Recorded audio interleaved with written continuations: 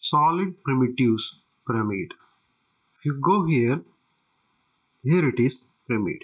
If you select this pyramid and specify the center point of pyramid, and if you press this ortho, you can use F8 also, and you will get it in exactly X direction or Y direction.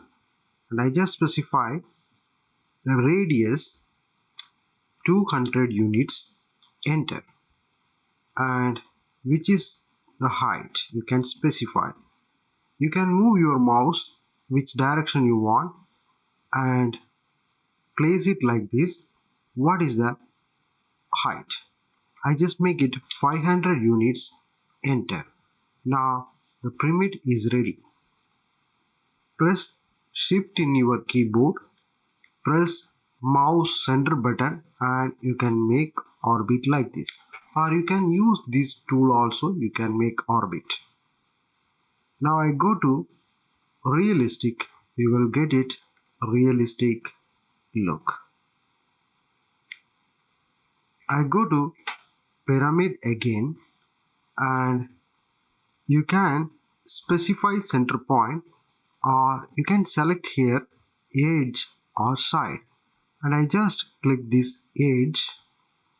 What is the first end point of edge? I just make the first end point, and you can see here you can make the next end point. Just you can give the value also. I just make it 200 units, enter.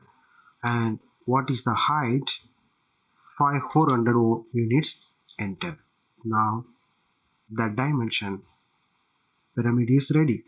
Now I go to pyramid again, select sides. How many sides you want? I just make it 6 side, enter. And what is the center point of base?